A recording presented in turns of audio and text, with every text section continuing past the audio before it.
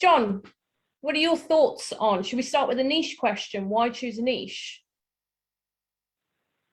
Yeah, I think that's a good place. Um, I think, well, one, from a pragmatic standpoint, having trained a lot of coaches, um, having I've seen the most successful coaches business-wise are coaches who have a very clear like specialty. They have it clarifies your marketing. It just really helps. You know, a lot of the business aspect of it. The thing though, it's hard about getting a specialization like this is because you're trained as a life coach, you really could train anyone on any subject at any time. Is the that's the way coaching skills work.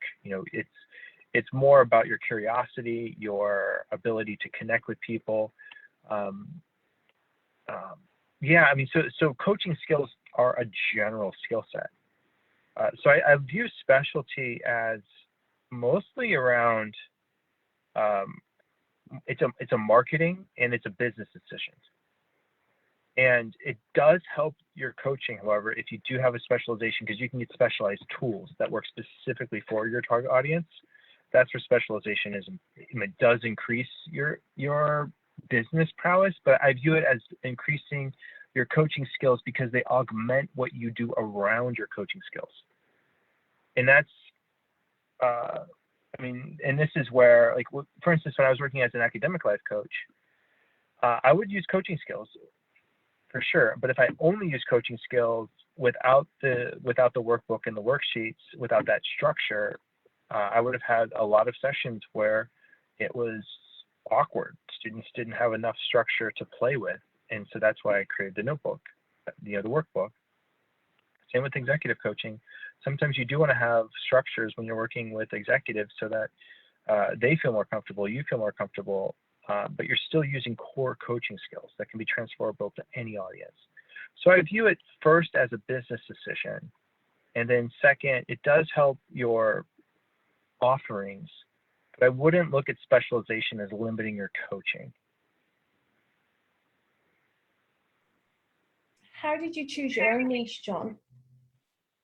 It was a journey.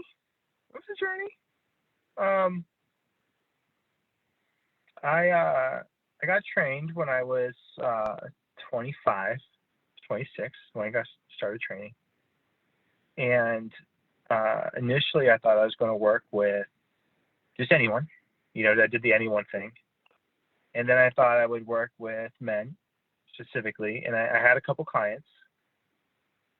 They were a decade or two older than I was, and it was interesting. And then I came to realize that I was at the time still working as a high school teacher, and it really hit me pretty hard that I felt like education was missing this kind of one-on-one interaction. And when that realization hit me, it took a long time. It took longer than it probably should have taken to have that realization. And then, once I got there, then Amois was getting interested in working with students as well. But that really wasn't her specialty. And then I remember one day I just was writing on this piece of paper, who do I want to coach? And literally as I was doing this, the students were filing in silently for Latin class. And I looked up and it was this moment of eureka, like, who is my audience? And I realized, well, my audience every day is high school students. I feel strongly about changing education. Like, why don't I just do this? So it had a little drama to it, and it took me a little longer than I probably should have. But once I got there, I couldn't shake it. And it started out with tentatively putting together a couple worksheets, working with a couple students in after school, and then eventually putting on a full-blown workshop for parents and students. And that's where I got my first high school client out of that workshop, which I can go into. I can tell the story about that later, but that's it. It sort of just happened. It felt like I was in the space. And I think the best specialties were people where they're just in the space. Like, who have you worked with up to this point in your professional career? that's probably your specialty or target audience. And it could be anything from, just getting married, being like thinking I want to work with people who are getting married. Or on the other hand, people who are getting divorced. I want to work with people who are in the process of getting divorced, or whatever it is, whatever life event has happened. It feels like those are things that people can choose and are most often the most powerful specialties. And it sounds like it can help with your niche if it's something that inspires you personally, something that you are passionate about, an area where you want to make impact. It's kind of your own life's purpose, isn't it? If you're thinking about niche. Right. I mean, you're in the same boat on the corporate side, in the executive world. When did it occur? Or like, what was the process when you knew for sure like that this is your specialty? I mean, I think for me, some of it was kind of being smart and savvy and strategic.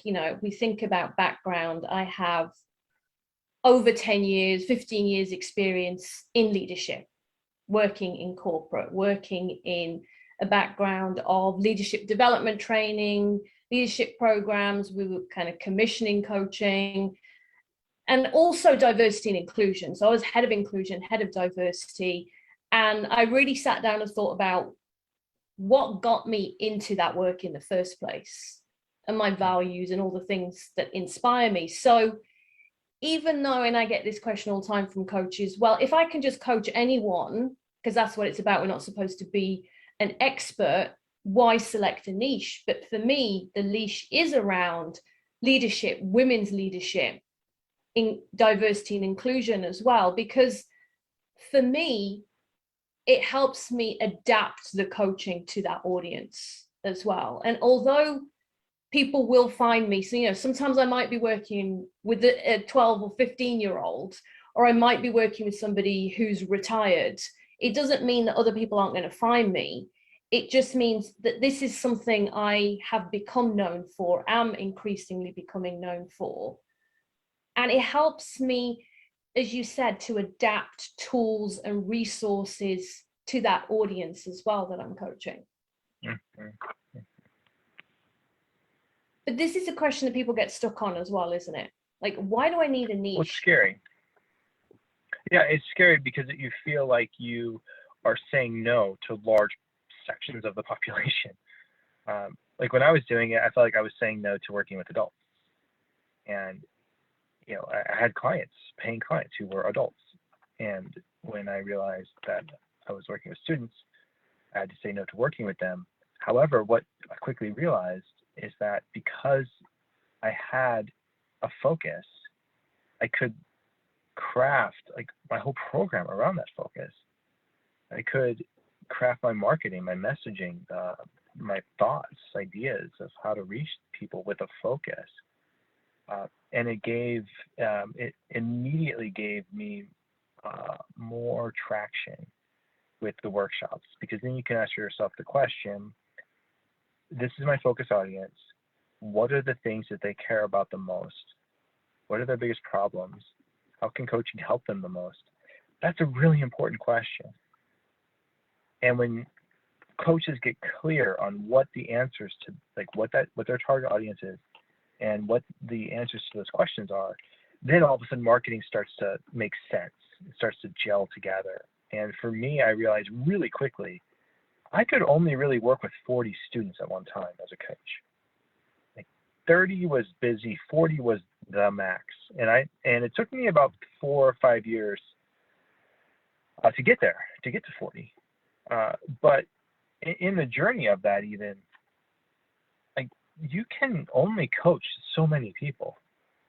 And it's fascinating to feel the switch go from I'm willing to coach anybody who comes to my path to, wait a second, I only want to really work with clients who I know I can be an amazing coach for.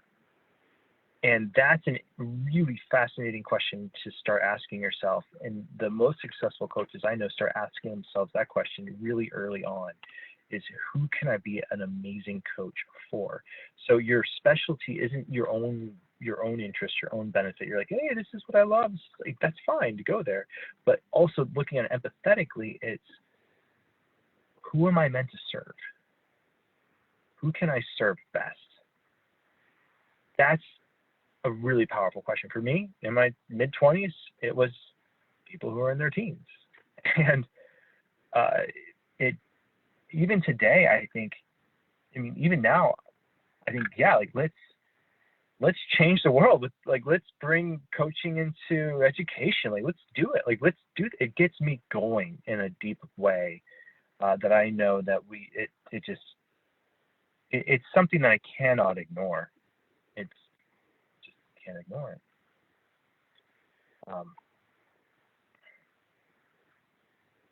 It's the same thing too. I hear you talk about, the changes needing to happen in the corporate world, Raj. It just feels like there's another level of energy that you feel.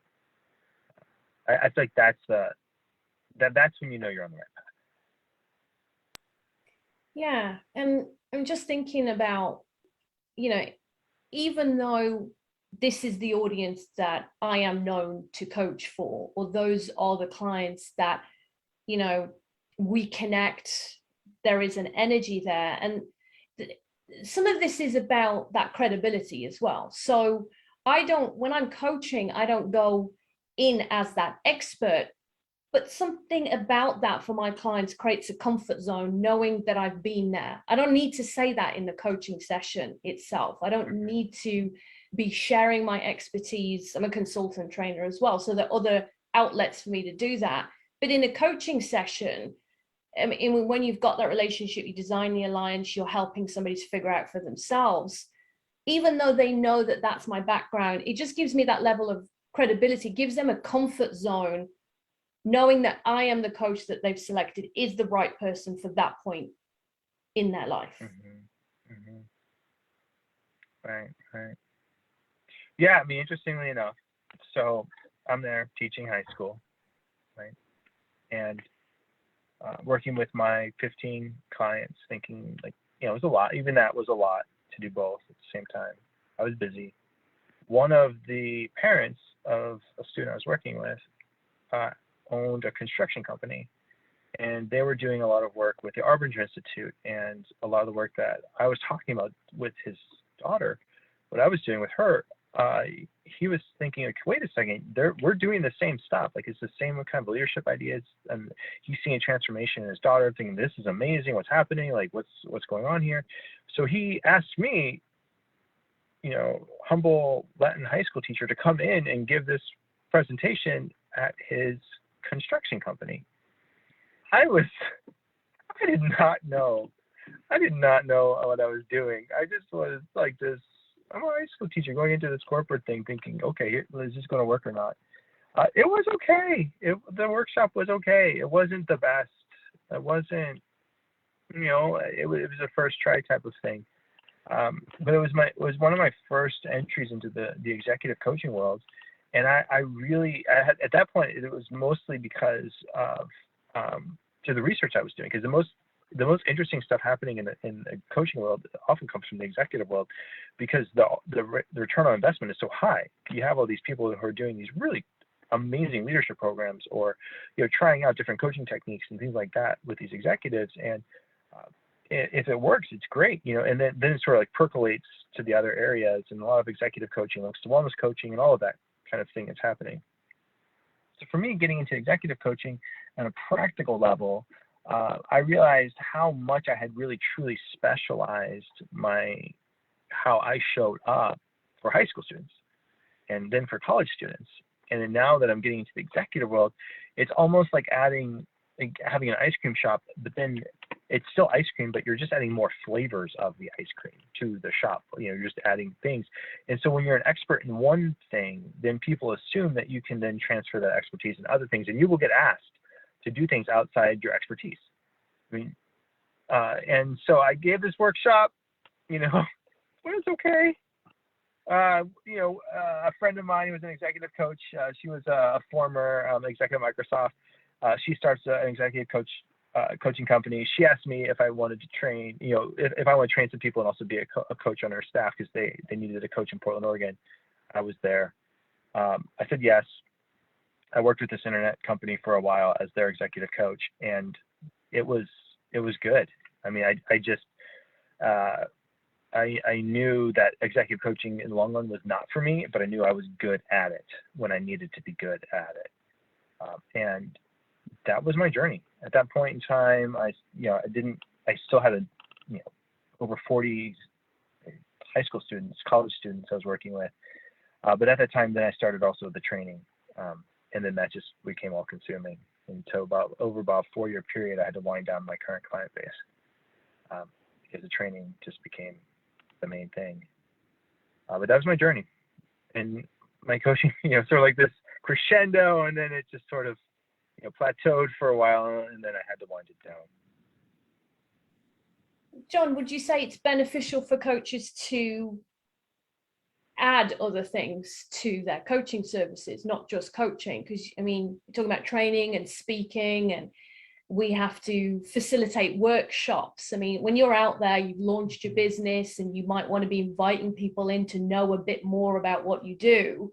You're not in pure coach mode in that moment. You are facilitating something. So what does that look like? Yeah, so I've thought about this a lot. There are times.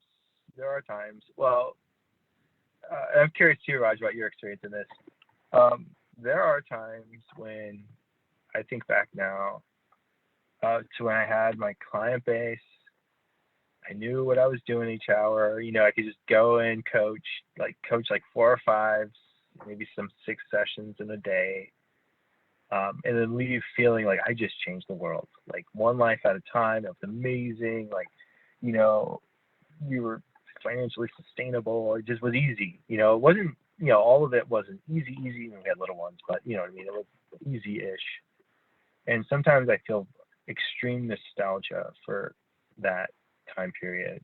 And now running an organization with 15 employees and 10 contractors, that's a lot of weight. And I don't know sometimes, Raj, if I would have done all of it. I mean, we're good. I'm glad it's done, and it's, the engine's there, and the organization's lovely, and the people are amazing. But sometimes I think, there is something to just being a coach, and just doing just that, and I think it basically comes down to lifestyle choice, and where do you want to be? Like how big do you want to build it? Like what's the end goal? Like what really truly is the end goal in mind? And I don't know. I mean, if I were in my 60s and getting coach trained, part of me thinks, just a lovely 25 client base, client load, doing my thing, writing, making impact in that way. That might be it. It's easy to get lost, isn't it? And try to do all things or be all things. And there's something to be said about keeping it simple. As I was asking myself the other day when I'm setting my goals for next year, and I was able to take the day off on Friday. It was Disney's 50th. We went off, we had a lovely time. And, as you grow your own business, and I was getting some messages through, I've got an assistant, and then they're talking about social media. And I thought, do I really want this? Like, what is my goal here? And I think that's the question for coaches to ask themselves, isn't it? Even right at the outset, we shift to what is the business first? Like, what is your goal? What does this look like for you? Yeah, I mean, for me in my, ambitious 20s and even 30s, thinking, I want to change the world. I knew I needed an engine bigger than just me doing this. So I think, again, like the idea of what does the structure of this business need to look like, or what, what is it? The question is, how can I be best used? Where am I needed? And that, like, what's the size of the business or organization necessary for me to do the work that I feel called to do? It's a different perspective, but I feel like it's a really empowering one. even though it feels like you're asking not for your own sake. But yeah, I mean, and I'm happy we're here. I mean, I feel like the mountain has mostly been climbed. And what's possible here is really amazing. I feel like we're able to get in there and make this impact and do these things. But I'm not coaching every day like I used to. I wish I had more coaching clients. I love coaching. I wish I had more time for research. I love researching and writing. I just don't. It's not for me right now. So, but I'm hoping in a year from now I'll be able to design it that way.